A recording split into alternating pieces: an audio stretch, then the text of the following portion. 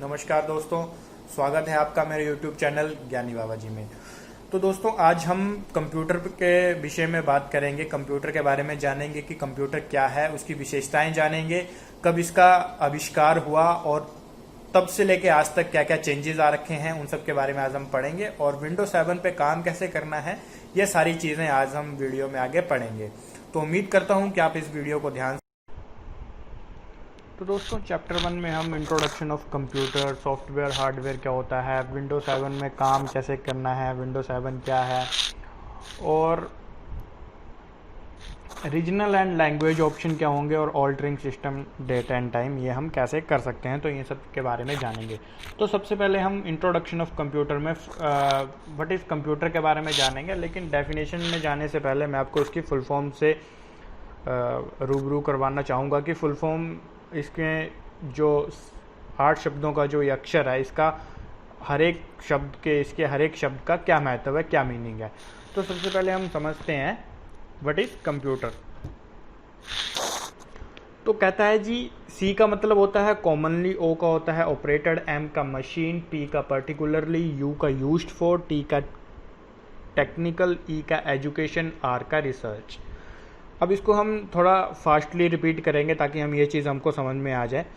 Commonly operated machine, particularly used for technical education and research.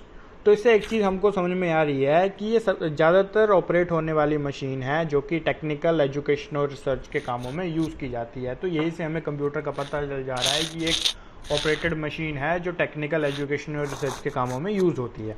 अब बात करते हैं इसकी डेफिनेशन की। A computer is an electronic device that manipulates information or data.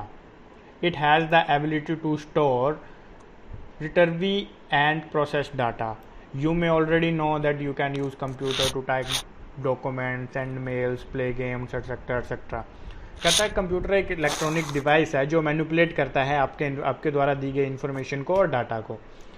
इसके पास काबिलियत है चीज़ों को संभाल के रखने की। अगर कोई चीज़ आपसे गलती से बाई मिस्टेकली डिलीट हो जाती है तो आप उस चीज़ को दोबारा से उस चीज़ पे काम कर पाओगे। रिटर्वी का मतलब होता है उस चीज़ को, अगर मैं शुद्ध हिंदी में बात करूं तो पुनः प्राप्त कर पाओगे। और आपको पता ही है कि आप कंप्यूटर का इस्तेमाल कहाँ कहाँ कर सकते हो। डॉक्यूमेंट को टाइप करने में कर सकते हो, किसी को मेल भेजने में कर सकते हो, गेम खेलने में कर सकते हो, इंटरनेट चलाने में कर सकते हो, वीडियोस या प्रेजेंटेशन बनाने में कर सकते हो। तो ये थी इसकी डेफिनेशन। अब बात करते हैं, ये एक छोटी सी प्रोसेस होती है दोस्तों, जिसमें क्या होता है कि जब हम कोई कंप्यूटर को इंस्ट्रक्शन देते हैं ना, उसको इनपुट बोला जाता है। जब हम कंप्यूटर को कोई भी चीज़ मतलब इंस्ट्रक्ट कर रहे हैं कि हाँ कहीं पे मैं क्लिक कर रहा हूँ, तो वो उस चीज़ को इनपुट कर रहा है, वो फिर उसको प्रोसेस कर रहा है, देन वो आउटपुट। जैसे मैंने किसी फोल्डर पे क्लिक करा तो उस चीज़ को उसने प्रोसेस, वो उसके लिए इनपुट है, फिर उसने प्रोसेस करा और आउटपुट के तौर पे, यानी कि रिजल्ट के तौर पे उसने वो मेरे को फोल्डर ओपन करके दे दिया। तो ये एक छोटी सी प्रोसेस है जो कंप्यूटर हमेशा फॉलो करता है और इसी के बेस पे वो काम करता है।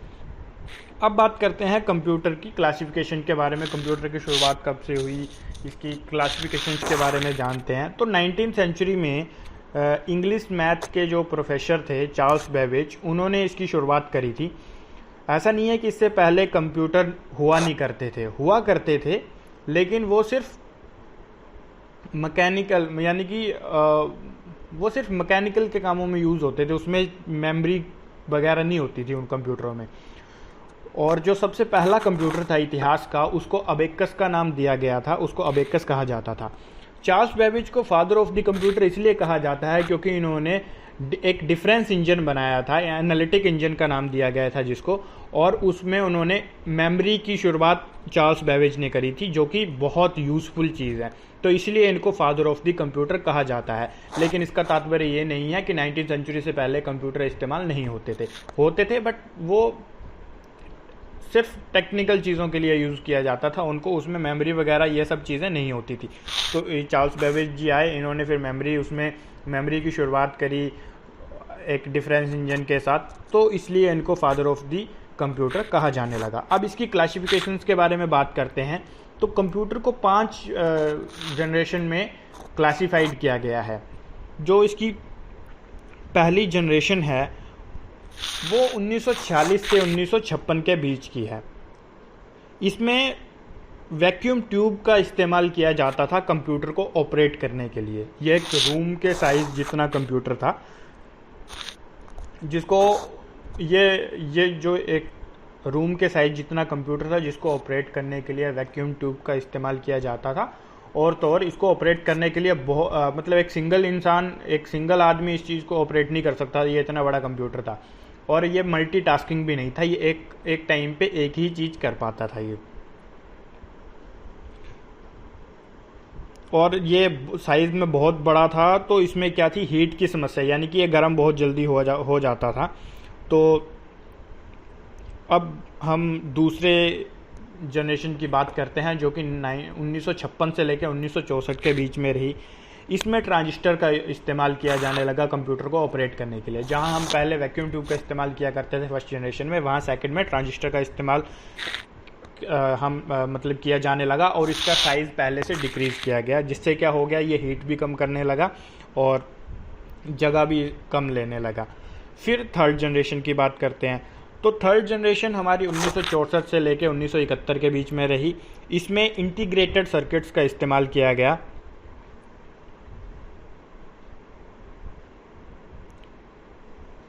इससे ये फ़ायदा हुआ कि कंप्यूटर प्रोसेस जो इसकी प्रोसेस की मतलब काम करना थोड़ा तेज़ी से इसने शुरू कर दिया काम करना, इसकी प्रोसेसिंग फास्ट हो गई और इसका साइज़ डिक्रीज़ किया गया, इसको यूज़र फ्रेंडली बनाया गया।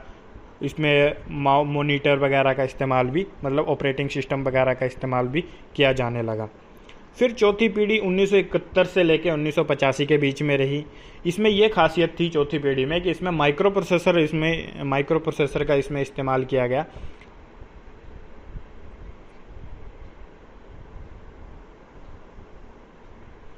जिसमें इंटीग्रेटेड सर्किट को सिलिकॉन चिप में एम्बेडेड किया गया।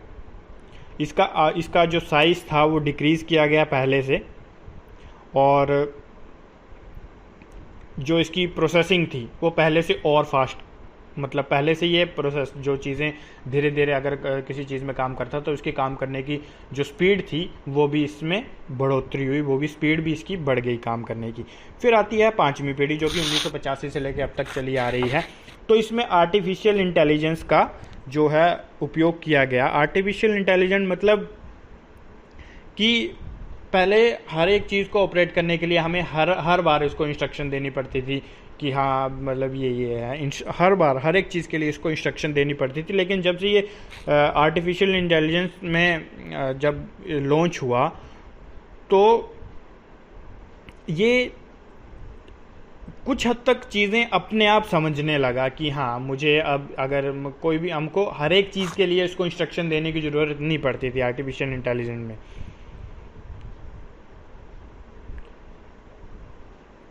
मतलब ये एक तरह का ऑटोमेटिक बनने लगा। पहले जहां हम हर एक चीज़ को खुद किया करते थे, इंस्ट्रक्शन दिया करते थे कंप्यूटर को हर एक चीज़ के लिए, वहाँ ये आर्टिफिशियल इंटेलिजेंस आने के बाद ये ऑटोमेटिक कंप्यूटर बन गया। तो दोस्तों ये थी हमारी कुछ क्लासिफिकेशन। अगर आपको इसके बारे में डिटेल में जानना है तो आप ज़रूर मुझे मैसेज कीजिएगा, कमेंट में लिखिएगा, मैं आपको डिटेल में इस चीज़ के बारे में समझाऊंगा। अभी मैंने इसमें इसलिए नहीं समझाया ये चीज़ें क्योंकि अभी हम इतना कुछ जानने की, इतने डिटेल में अभी घुसने की ज़रूरत नहीं है। हमको सिर्फ थोड़ा थोड़ा पता होना चाहिए, पता तो ज़रूर होना चाहिए कि हाँ कंप्यूटर के बारे में हम सीख रहे हैं तो ये चीज़ें पता होनी चाहिए, बट अभी मैं आपको ज़्यादा डिटेल में लेके नहीं जा रहा हूँ। तो दोस्तों जब हमने कंप्यूटर सीख लिया, इसकी जनरेशन के बारे में देख लिया, तो अब इसकी बात, अब एक और क्वेश्चन यहाँ से क्रिएट होता है कि what is characteristics of the computer, यानी कि कंप्यूटर की विशेषताएं क्या हैं। तो जैसा कि मैंने आपको जनरेशन डिफाइन करी तो उसमें आपने एक चीज़ नोट करी होगी कि फर्स्ट जनरेशन से फिफ्थ जनरेशन में आते आते एक चीज़ तो बहुत इंप्रूव हुई, वो थी स्पीड। तो इसके फर्स्ट कैरेक्टरिस्टिक्स भी क्या है, स्पीड है, यानी कि इसके काम करने की गति, स्पीड जिसको बोलते हैं, वो बहुत ज़्यादा है, कई गुना इंसान से कई गुना ज़्यादा की गति में ये कार्य कर सकता है। दूसरी बात करते हैं हम एक्यूरेसी की, यानी कि ये प्रॉपर सही ढंग से बिल्कुल एक्यूरेट रिजल्ट हमको निकाल के देता है, मतलब गलती ना के बराबर होती है, गलती की कोई गुंजाइश ही नहीं होती। तीसरी हम बात करते हैं वर्सैलिटी, मतलब एक साथ कई काम कर सकता है ये। जैसे कि अभी मैं आप देखोगे तो यहाँ पे मैं देखो आपको वर्ड पे भी काम कर रहा हूँ, साथ में मैं फोन यहाँ पे रिकॉर्डिंग भी चल रही है, तो मुझे अगर मैं इंटरनेट भी चलाऊंगा तो वो साथ में काम कर जाएगा। तो ये वर्सैटिलिटी मतलब एक साथ कई काम करने की इसमें क्षमता है। फिर हम बात करते हैं स्टोरेज की। चीज़ों को संभाल के रख सकता है ये। इसके पास हार्ड डिस्क है जिसमें चीज़ें स्टोर होके रहती है, डाटा हमारा सारा स्टोर होके रखते, तो हमको पेपर्स में नोट करने की ज़रूरत नहीं आती, हमको खुद याद रखने की ज़रूरत नहीं है। तो ये चीज़ भी हमें इससे ये चीज़ का फ़ायदा मिलता है। तो ये कुछ मेन इसकी करैक्टरिस्टिक्स थी। अब बात करते हैं सॉफ्टवेयर और हार्डवेयर के बारे में कि सॉफ्टवेयर क्या होते हैं और हार्डवेयर क्या होते हैं। तो दोस्तों हार्डवेयर वो कंप्यूटर के पार्ट्स होते हैं जिनको हम देख सकते हैं, जिनको हम छू सकते हैं। The parts of the computer that you can C and touch. जो मोस्ट इंपॉर्टेंट पीस होता है हार्डवेयर का, वो एक रेक्टेंगुलर चिप होती है जो कि सीपीयू के अंदर पाई जाती है। तो पहले तो ये पता होना चाहिए कि भैया सीपीयू क्या होता है, क्योंकि हम शुरुआत कर रहे हैं तो हमको नहीं पता ये सब चीज़ों के। तो उसकी भी टेंशन ना लो। देखो मैंने नीचे एक पिक्चर यहाँ पे अटैच कर रखी है जिसमें आपको हर एक चीज़ बताई जा रही है। तो जहाँ जिस चीज़ में आपको दिखाई देता है उसको मॉनिटर कहा जाता है। ये स्पीकर है, इसका तो आपको पता ही होगा। ये कीबोर्ड है जिससे कि आप कंप्यूटर को इंस्ट्रक्ट करते हो, डाटा लिखते हो, कंप्यूटर पे टाइप करते हो। माउस जिससे आपको मदद मिलती है किसी भी फाइल को ओपन करने में, आप क्लिक कर देते हो तो वो फाइल ओपन हो जाती है। और ये है सबसे मेन चीज़ जिसका नाम है, जिसको हम बोलते हैं सीपीयू, यानी कि सेंट्रल प्रोसेसिंग यूनिट। तो दोस्तों यही कंप्यूटर का वो हिस्सा है जिसके बिना कंप्यूटर ऑपरेट हो ही नहीं सकता। इसी के अंदर आपकी रैम है, इसी के अंदर आपकी रोम है, प्रोसेसर इसके अंदर है, हार्ड डिस्क इसके अंदर है। तो सारी चीज़ इसी के अंदर है, इसलिए इसको ब्रेन ऑफ द कंप्यूटर कहा जाता है। तो और इसी के अंदर जो यहाँ पे चिप की बात हो रही है ना, the tiny rectangular chip inside the computer which is called the central processing unit, तो वो इसी के अंदर है। तो इसीलिए इसको ब्रेन ऑफ द कंप्यूटर कहा जाता है, क्योंकि इसके बिना कंप्यूटर ऑपरेट हो ही नहीं सकता। अब हार्डवेयर के अंदर दो चीज़ें होती हैं, एक तो इनपुट डिवाइस और दूसरी आउटपुट डिवाइस। तो ये जानना भी बहुत ज़रूरी है कि इनपुट डिवाइसेस क्या होती हैं और आउटपुट डिवाइसेस क्या होती हैं। तो इनपुट डिवाइसेस वो कंपोनेंट होता है हार्डवेयर का जो मदद करता है कंप्यूटर में डाटा एंटर होने के लिए। यानी कि हम इंस्ट्रक्शन देंगे, कंप्यूटर के पास वो कैसे पहुंचेंगी, तो वो सारी चीज़ें जिससे कंप्यूटर के पास हमारी इंस्ट्रक्शंस पहुंचती हैं, उन सारी चीज़ों को इनपुट डिवाइस कहा जाता है। जिससे कंप्यूटर के पास हमारी इंस्ट्रक्शन पहुंचती हैं, उन सारी चीज़ों को इनपुट डिवाइस कहा जाता है। इसके एग्जांपल हैं keyboard, mouse, scanner, microphone, camera. यानी कि कीबोर्ड हम लिख के कंप्यूटर को इंस्ट्रक्ट कर सकते हैं कि हाँ मैं उसमें टाइप कर रहा हूँ, कंप्यूटर को पता चल रहा है। माउस बाय क्लिकिंग उसको पता चल रहा है कि हाँ बंदा भी ये करना चाहता है। स्कैनर, कोई भी चीज़ हम स्कैन कर रहे हैं तो कंप्यूटर के पास वो इन्फॉर्मेशन अवेलेबल हो जा रही है। माइक्रोफोन हम बोल कर भी कंप्यूटर को इंस्ट्रक्ट कर सकते हैं, जैसे कि आपके मोबाइल फ़ोन में होता है। और कैमरा, आप पिक्चर्स वगैरह इसमें अपलोड कर सकते हैं। तो ये सारी चीज़ें मतलब इससे डाटा कंप्यूटर में एंटर हो रहा है, इसलिए इसको इनपुट कहा जा रहा है। अब बात करते हैं आउटपुट की, यानी कि वो सारी चीज़ें जिससे कि कंप्यूटर यूज़र को, यानी कि जो कंप्यूटर चला रहा है उसको इंफॉर्मेशन देता है। जैसे कि आपने पहले कमांड कर दी कि हाँ, जैसे आप गूगल को कमांड करते हो कि Google please play this song और ये तो वो आपको कहाँ पे दिखता है, आपकी स्क्रीन पे। तो जो भी आपके बोलने के बाद जो रिजल्ट आता है वो क्या है, आउटपुट है। तो वो आउटपुट आपको किसके थ्रू आपको पता चल सकता है, तो मॉनिटर के थ्रू। यानी कि जो भी आप इंस्ट्रक्शन दोगे तो वो कहाँ पे दिखेंगी आपको, उसका जो रिजल्ट दिखेगा वो किस में दिखेगा, मॉनिटर में दिखेगा। प्रिंटर, आप अगर आपके उसमें से कुछ प्रिंट निकाल रहे हो तो वो आपको पीस ऑफ पेपर में आपको वो दिख जाएगा वो सारा इन्फॉर्मेशन। तो इसलिए प्रिंटर भी आपका आउटपुट डिवाइस में आता है, क्योंकि उसके थ्रू आपको इन्फॉर्मेशन मिल रही है। स्पीकर, आपको आवाज़ सुनाई दे रही है। तो ये सारी चीज़ें आपकी आउटपुट डिवाइसेस के अंदर आती हैं। तो ये था दोस्तों हमारा हार्डवेयर। अगर वैसे तो कोई डिफ़िकल्ट नहीं है अगर इन चीज़ों को ध्यान से समझेंगे, बट फिर भी शुरुआत में आपको थोड़ी बहुत दिक्कत आ सकती है। तो अगर एक दो बार आप ढंग से इसको देखेंगे, सुनेंगे, पढ़ेंगे, समझेंगे इस चीज़ को कि क्या है, रट्टा नहीं मारना है, अपने को समझना है चीज़ें हैं क्या, तो आप इस चीज़ में बिल्कुल माहिर हो जाएंगे। कंप्यूटर के बारे में आपको कोई भी बाहर से रटने की ज़रूरत नहीं पड़ेगी। अब बात करते हैं सॉफ्टवेयर की। Software refers to the instructions और program that tell the hardware what to do and how to do. मतलब ये एक इंस्ट्रक्शंस देता है हार्डवेयर को कि क्या काम कब करना है और कैसे करना है। Without software computer will not work. बिना सॉफ्टवेयर की मदद से कंप्यूटर चल ही नहीं सकता, ऑपरेट ही नहीं हो सकता। तो इसीलिए सॉफ्टवेयर बहुत ज़रूरी है कंप्यूटर पे काम करने के लिए। तो सॉफ्टवेयर दो प्रकार के होते हैं, एक होता है सिस्टम सॉफ्टवेयर, दूसरा होता है एप्लीकेशन सॉफ्टवेयर। तो सिस्टम सॉफ्टवेयर यानी कि जो सिस्टम में इनबिल्ट सॉफ्टवेयर होते हैं, ये उसकी बात की जा रही है। जो सिस्टम में जब भी आप कोई कंप्यूटर वगैरह लेते हो तो उसमें जो ऑटोमेटिकली होते हैं उसको सिस्टम सॉफ्टवेयर कहा जाता है। तो सिस्टम सॉफ्टवेयर भी दो प्रकार के होते हैं, एक तो होता है ऑपरेटिंग, दूसरा होता है ट्रांसलेटर। तो चाहिए ऑपरेटिंग सॉफ्टवेयर के बारे में जानते हैं कि what is operating software. It is a program that control the entire operation of the computer. ये एक प्रोग्राम होता है जो कंप्यूटर के ऑपरेशन को कंट्रोल करता है, यानी कि कंप्यूटर में जो भी काम हो रहा है वो सारा उस चीज़ को ये सॉफ्टवेयर ऑपरेट करते हैं। फॉर एग्जांपल, इसका मेन एग्जांपल है आपकी विंडो।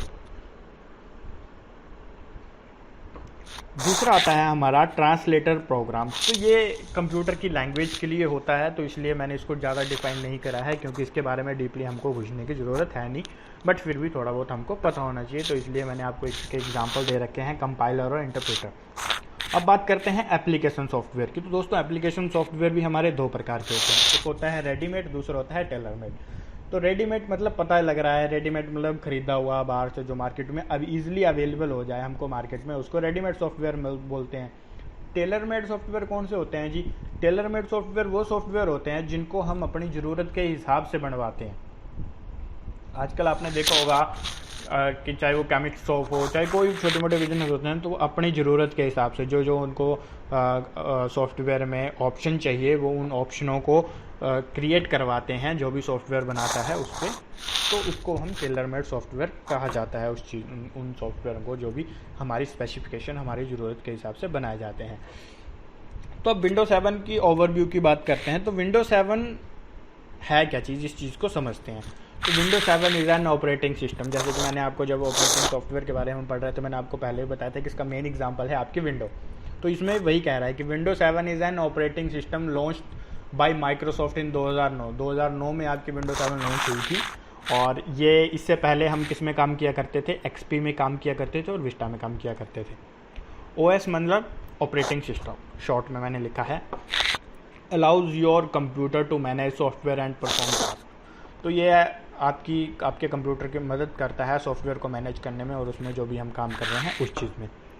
तो each window has 2 editions, 32 bit और 64 बिट। कोई भी जब भी विंडो लॉन्च होती है ना, तो 2 एडिशन में लॉन्च होती है, एक तो 32 बिट में, दूसरी 64 बिट में।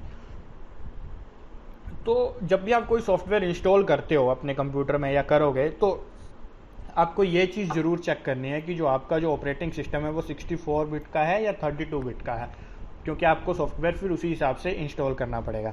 तो चलिए आइए इसको कैसे चेक करेंगे। तो यहाँ पे देखो हम इसमें जाएंगे स्टार्ट मेन्यू में, और यहाँ पे देखो कंप्यूटर है, तो कंप्यूटर पे हम राइट क्लिक करेंगे, इसकी प्रॉपर्टीज़ पे जाएंगे और देखो यहाँ पे आपको शो कर रहा है system type 64 bit operating system. तो यहाँ पे देखो, यहाँ पे आपको पता चल जा रहा है कि आपका कौन सा ऑपरेटिंग सिस्टम है। तो अगर आपको प्रोसेसर वगैरह भी चेक करना है तो आप यहाँ से चेक कर सकते हो, आपकी रैम कितनी है। तो मेरे कंप्यूटर की भी रैम 2 GB रैम है। तो आप सारी चीज़ें यहाँ से इसकी कंप्यूटर की प्रॉपर्टीज़ में जाके चेक कर सकते हो, उसमें आपको सारी इन्फॉर्मेशन मिल जाएगी। तो ये चीज़ हमेशा याद रखना कि जब भी आप कोई सॉफ्टवेयर इंस्टॉल करो ना, तो ये ऑपरेटिंग सिस्टम के हिसाब से इंस्टॉल करो। अब बात करते हैं इसमें काम करने की, कि इसमें क्या क्या चीज़ें हैं जो हम विंडो 7 में जिसको हम समझ सकते हैं, जिनके बारे में हम जान सकते हैं। There are win some change made to the desktop window 7। मतलब डेस्कटॉप पे हम कुछ चेंजेस कर सकते हैं तो वो क्या चेंजेस कर सकते हैं, गैजेट्स हैं, एक ऑप्शन दे रखा है इसमें गैजेट्स का। तो पहले समझते हैं कि गैजेट्स होते क्या हैं। Gadgets are programs that run on your desktop so that you can see information at a glance. Gadget can give you information about weather, date, time, news etcetera. तो इससे एक चीज़ हमको पता चल रहा है कि ये प्रोग्राम होता है जो आपके डेस्कटॉप पे रन करता है, मतलब डेस्कटॉप पे होती हैं ये चीज़ें। अगर आप चाहो तो, मतलब अगर आपने रखी हो तो, ऐसा नहीं है कि इनबिल्ड होंगी, पहले से आपको रखना पड़ेगा ये। और ये हमको क्या चीज़ के बारे में इंफॉर्मेशन दे सकता है, कैलेंडर, मतलब महीने के बाद कैलेंडर इसमें होता है, टाइम के बारे में इंफॉर्मेशन दे सकता है, वेदर के बारे में इंफॉर्मेशन दे सकता है, न्यूज़ वगैरह। तो आइए हम देखते हैं कि ये हम कहाँ से लाएंगे डेस्कटॉप पे और ये होते कहाँ पे हैं। तो देखो, वैसे मैंने यहाँ पे दे रखा है कि कैसे कैसे हम उस चीज़ में जाएंगे, हम करके भी देखेंगे, बट फिर भी मैं आपको यहाँ पे बताता हूँ। Right click on desktop then gadget. चलिए अब डेस्कटॉप पे चलते हैं। ये हमारा डेस्कटॉप है, इस पर राइट क्लिक करा, यहाँ पे देखो गैजेट्स लिखा हुआ आ रहा है ना, तो गैजेट्स पे क्लिक कर दिया। तो ये हमारे गैजेट्स हैं, कैलेंडर हो गया, क्लॉक हो गया, CPU मीटर हो गया, हेडलाइंस हो गई, स्लाइड शो हो गया, वेदर हो गया। तो अगर आपको कोई इनमें से चाहिए कि हाँ डेस्कटॉप पे चाहिए, तो आप कैसे करेंगे, उस पर क्लिक करा, इसको ड्रैग कर दिया, मतलब खींचा बाहर की तरफ, और जहाँ पे आपको चाहिए वहाँ पे आपने इसको रख दिया। तो ये आपको सामने दिखता रहेगा। इसका ये फ़ायदा है कि जो भी आपको सामने दिखता रहेगा, जैसे वेदर रिपोर्ट देखनी है आपने यहाँ पे, अभी इसमें इंटरनेट नहीं है, नहीं तो आपको ये चीज़ बता देता है ये। तो आपको सामने इन्फॉर्मेशन दिखती रहेगी, इसका बस यही फ़ायदा है एक।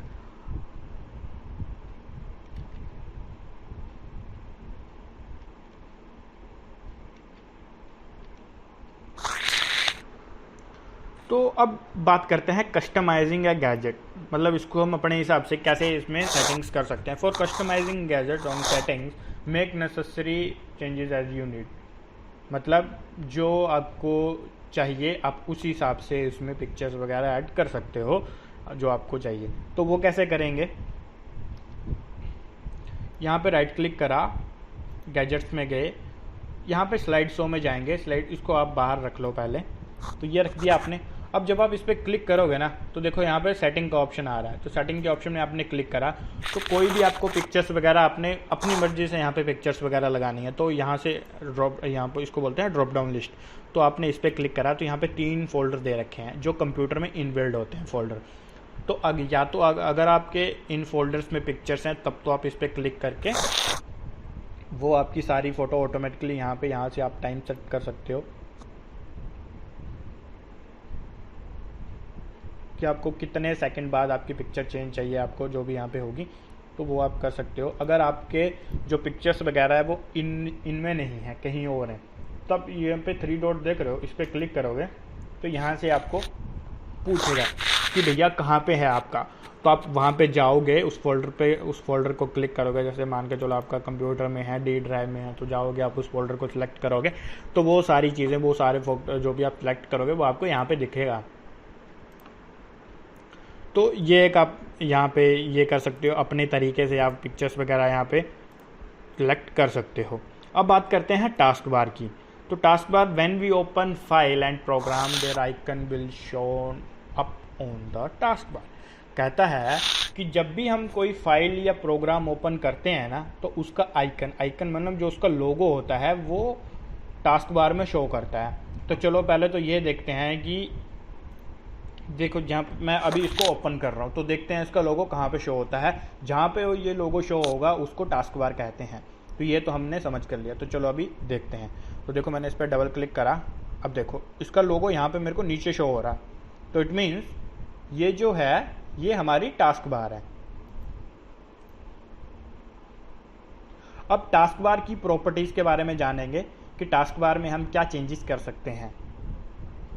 तो पहले तो ये समझते हैं कि टास्क बार में हम और क्या कर सकते हैं। तो जैसे कोई भी सॉफ्टवेयर है जो आप बार बार उस पर काम करते हो, सॉफ्टवेयर है, प्रोग्राम है जिस पे आप बार बार काम करते हो, ठीक है। तो आप नहीं चाहते हो कि आप बार बार आओ यहाँ पे स्टार्ट मेन्यू में क्लिक करो, फिर उसको ढूंढो और यहाँ से आप क्लिक करो। तो आप ये चाहते हो कि यार वो मेरे को डायरेक्ट यहाँ पे दिखे, ताकि मैं सीधा मेरे मतलब सामने हो वो, और मैं सीधा इस पर क्लिक करूँगा और मेरे खुल जाए। तो वो कैसे करेंगे, जो भी आप प्रोग्राम है जो आप बार बार यूज़ करते हो उस पर आप राइट क्लिक करोगे और यहाँ पे देखो आपको ऑप्शन आ रहा है पिन टू टास्क बार।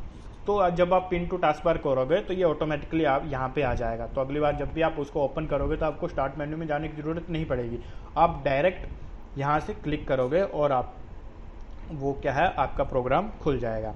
तो चलो अब टास्क बार की प्रॉपर्टीज़ के बारे में बात करते हैं। टास्क बार की प्रॉपर्टीज़ में क्या क्या है, तो राइट क्लिक करेंगे टास्क बार में, प्रॉपर्टीज़ पे क्लिक करेंगे और यहाँ पे देखो 3 ऑप्शन दे रखे हैं। टास्क बार अपीयरेंस, यानी कि जो टास्क बार अपीयर मतलब दिखना, दिखे।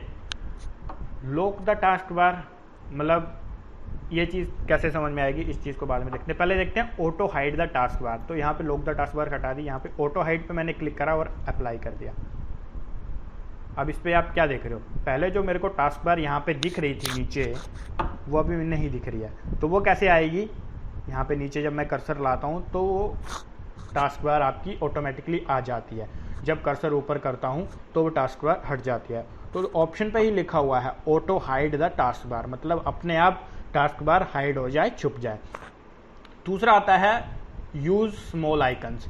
तो ये चीज़ हम कैसे करेंगे, जैसे मैंने ऑटो हाइड पे करा था तो ऑटो हाइड होगी। जब मैं इसको लॉक द टास्क बार पे क्लिक करूँगा ना, तो यहाँ पे आप करोगे और लॉक द टास्क बार पे जब आप क्लिक कर दोगे, इस पर अप्लाई कर दोगे इस पर, तो आपकी टास्क बार जब अब आप देखो कर्सर हटा रहा है तो वो वापस हाइड नहीं हो रहा है। अब बात करते हैं यूज़ स्मॉल आइकन्स की कि ये है क्या चीज़। तो जब आप यूज़ स्मॉल आइकन्स पे क्लिक करोगे, अप्लाई करोगे, तो आप देख रहे हो ये जो नीचे लोगो थे, आइकन्स थे, ये इतना साइज जो है वो कम हो गया। तो ये इसमें जो थे हमारे जानने वाले, जो हमारे काम की चीज़ थी, वो आपको मैंने बता दी।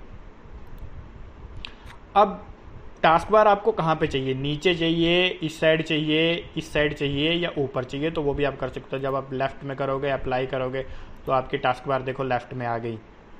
अगर आप बॉटम पे क्लिक करोगे तो जहाँ पे आपकी पहले थी आपकी टास्क बार वहीं चल जाएगी।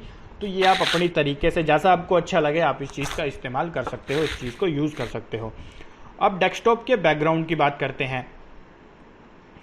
तो डेस्कटॉप के बैकग्राउंड में अगर हमने कुछ चेंजेस चाहिए तो हम कैसे कर सकते हैं, राइट क्लिक ऑन डेस्कटॉप पे जाएंगे, राइट क्लिक करेंगे, वहाँ पे एक ऑप्शन दिखेगा हमको पर्सनलाइज, उस पर क्लिक करेंगे, फिर हम थीम पे सिलेक्ट करेंगे, डेस्कटॉप की बैकग्राउंड की थीम को सिलेक्ट करेंगे और आपके पास ऐसी ऐसी विंडो सामने आएगी। चलिए देखते हैं कि ये चीज़ें कैसे होती है। तो आपने राइट क्लिक करा तो बैकग्राउंड क्या होता है, पहले तो ये आपका डेस्कटॉप है और बैकग्राउंड ये जो आपको पीछे सीनरी दिख रही है ना, ये आपका बैकग्राउंड है। तो इस पर राइट क्लिक करेंगे, यहाँ पे अब पहले हम गैजेट के लिए गैजेट्स में जाते थे, अब हमको डेस्कटॉप के बैकग्राउंड में जाना है। तो पर्सनलाइज में जाएंगे, यहाँ पे देखो आपको थीम्स दे रखी हैं, बहुत सारी थीम्स दे रखी हैं, तो किसी पे भी आप सिलेक्ट करोगे। अगर मैं इस पर सिलेक्ट करता हूँ तो देखो पीछे वाली थीम ऑटोमेटिकली मेरी चेंज हो जाती है। तो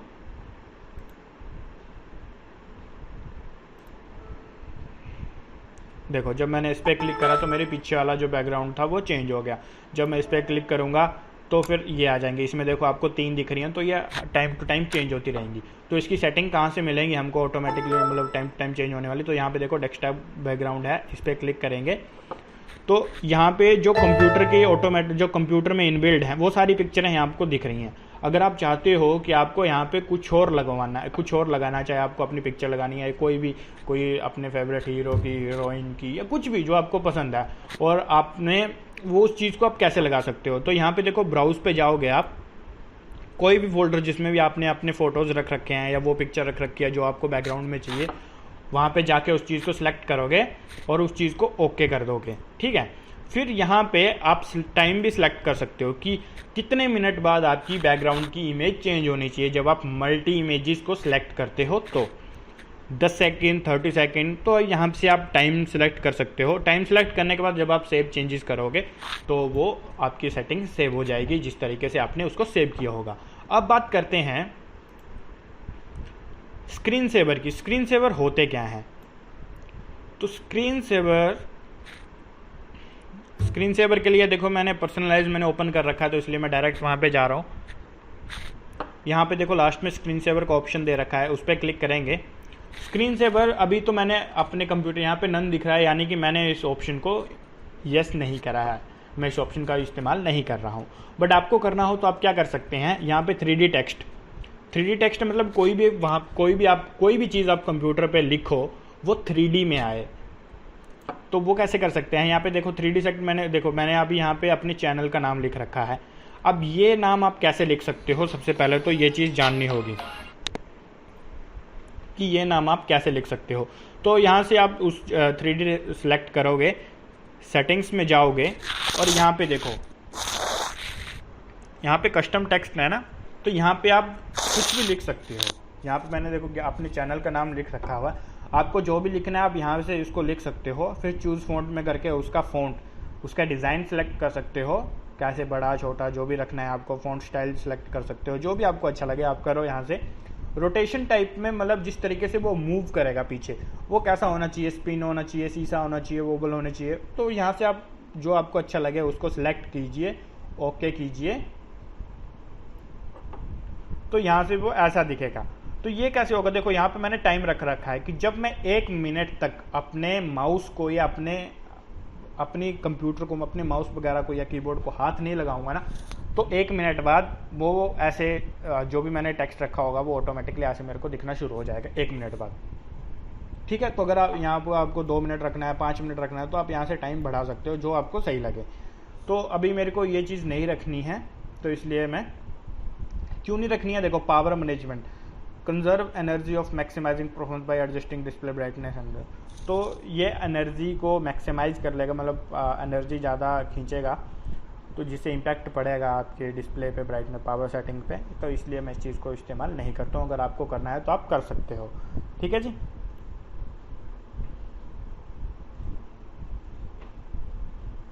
तो स्क्रीन सेवर हमने जान लिया क्या होता है। अब विंडो के कलर की बात करते हैं।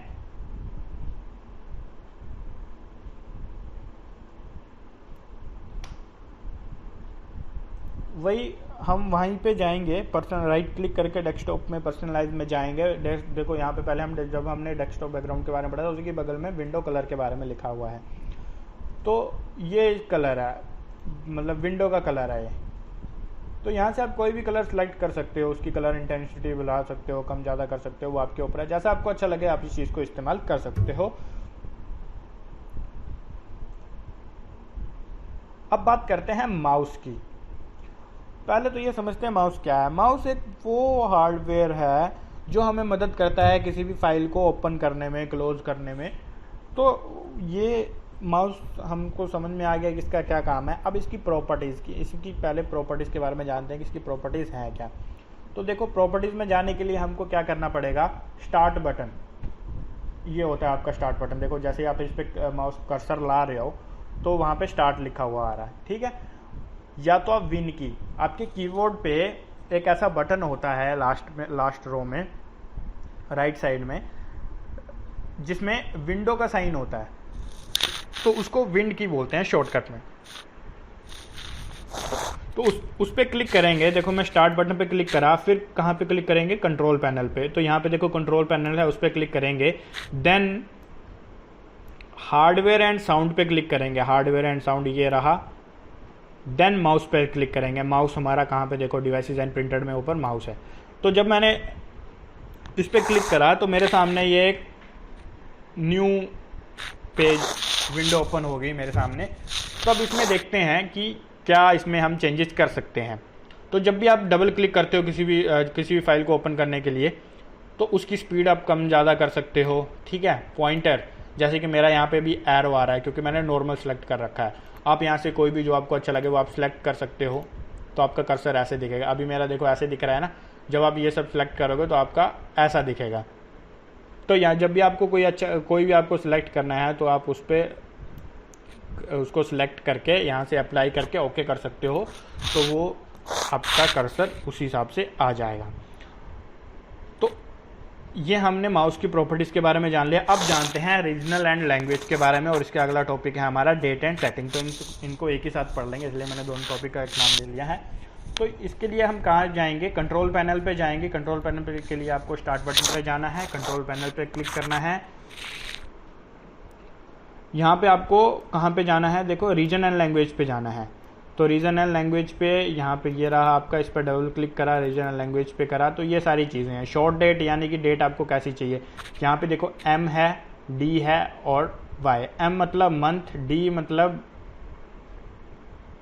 डे, कौन सा डे है, वाई वाई वाई मतलब ईयर। यहाँ पे एक सिंगल एम लिखा है यानी कि मंथ, मंथ का एक ही अक्षर आएगा, ठीक है। अगर यहाँ पे डबल एम होता तो यहाँ पे 08 लिखा हुआ आता। यहाँ पे डी लिखा हुआ है यानी कि जो भी डेट होगी आपको सिर्फ वही शो होगी। अगर यहाँ पे डबल डी लिखा होगा तो जैसे यहाँ पे 3 है ना, तो यहाँ पे 03 हो जाएगा ऐसा। और यहाँ पे देखो 4Y है तो 2020 पूरा लिखा हुआ आ रहा है 2020। तो ये शॉर्ट डेट है। लॉन्ग डेट यानी कि डेट आपको पूरी चाहिए, डे आपको पूरा चाहिए, मंथ आपको पूरा, उसका नाम सब कुछ आएगा कि आज कौन सा डेट है। थर्सडे जैसे आज है मंडे तो वहाँ पे लिखा हुआ आएगा मंडे, फिर 24 अगस्त 2000, डेट वेट सब कुछ इसमें लिखी हुई आती है।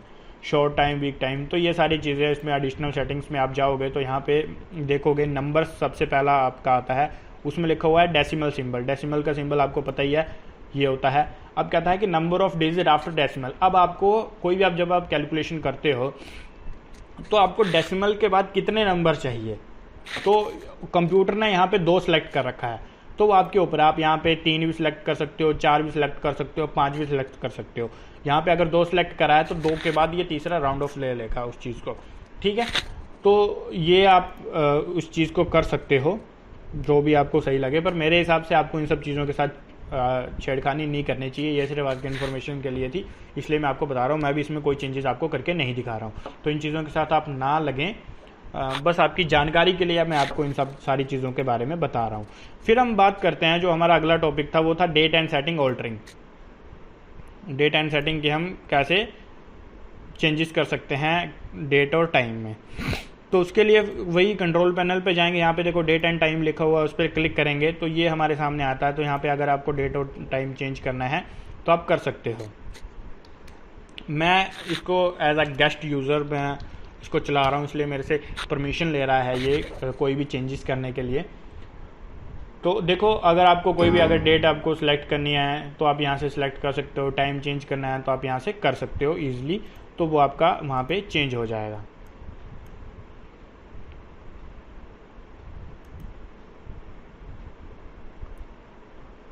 फिर समरी, कंप्यूटर क्या है, तो कुछ चीज़ें मैंने समरी में लिखी हैं जो मेरे को मन में लगी थी कि कंप्यूटर इज़ एन, ये आपके रिवीजन के लिए होता है। लास्ट में आप लिख सकते हो जो आपको बातें इंपॉर्टेंट वो उसको नोट करके आप लिख सकते हो समरी में। तो computer is an electronic device that process, store and output data at high speed. मतलब एक डिवाइस है जो आपकी चीज़ों को संभाल के रखती है, स्टोर करके रखती है, आप उस चीज़ों को प्रोसेस करती है at a high speed. Computer has no capacity to think and will perform. मतलब ये कंटिन्यूसली काम कर सकता है, इसकी कोई सोचने की और टास्क करने की एक लिमिट नहीं है। अनलिमिटेड काम कर सकता है, अनलिमिटेड सोच सकता है। Computer will work through an interaction of hardware. Software और हार्डवेयर की मदद से ये काम करता है।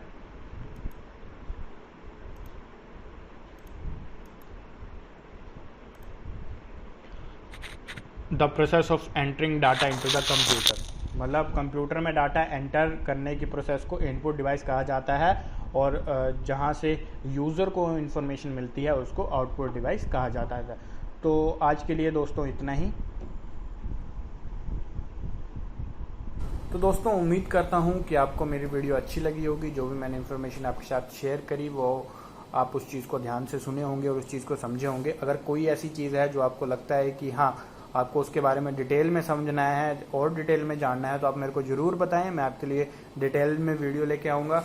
और अगर भाई आपको अच्छा लगा हो, वीडियो अच्छी लगी हो, मेरे समझाने का तरीका, मेरे बोलने का तरीका अगर आपको अच्छा लगा हो या इसमें कुछ चेंजेस करने हो तो मेरे भाई ज़रूर मेरे को बताना है कि मेरे को क्या चेंजेस आगे की वीडियोज़ में करने चाहिए। और अगर अच्छा लगा है तो भाई ज़रूर सब्सक्राइब करना, अप्रिशिएट करना। और एक चीज़ मैं आपसे पूछना चाहूँगा कि क्या आप लोगों को पता है कि कंप्यूटर को हिंदी में क्या कहा जाता है? इंग्लिश में तो हमने सीख लिया, पर भाई हमारी मातृभाषा है हिंदी, तो हमको हिंदी में पता होना चाहिए। तो क्या आपको पता है कि कंप्यूटर को हिंदी में क्या कहा जाता है? अगर हाँ तो अच्छी बात है, और अगर ना तो कोई दिक्कत नहीं है, मैं आपको बता देता हूँ। कंप्यूटर को हिंदी में कहा जाता है संगणक, मतलब गणना करने वाला और जो कंप्यूटर शब्द है वो कंप्यूट शब्द से बना है। ये एक लैटिन भाषा का शब्द है और इसका भी मतलब होता है गणना करना। तो अब आप समझ गए ना कि कंप्यूटर शब्द कहाँ से आया है। लैटिन भाषा के कंप्यूट शब्द से आया है और हिंदी में कंप्यूटर को क्या कहा जाता है, संगणक। तो मेरे भाई ऐसे ही मज़ेदार वीडियोस के लिए, ऐसे ही इन्फॉर्मेटिव वीडियोस के लिए आप जरूर चैनल को सब्सक्राइब करें, ताकि जो भी मैं आगे की वीडियो अपलोड करूं आप उसको मिस ना करो। और अच्छा लगा हो तो भाई जरूर अप्रिशिएट करना, सब्सक्राइब करके, लाइक करके, और अपने दोस्तों को भी, अपने फ्रेंड्स में भी ये वीडियो शेयर करें, ताकि वो भी, अगर उनको भी कंप्यूटर सीखना है, उसके बारे में जानना है, बेसिक से स्टार्ट करना है, तो वो भी इस चीज़ को देखें और इस चीज़ को पढ़ें, सीखें। धन्यवाद। आज के लिए इतना ही। बम बोले, जय हिंद।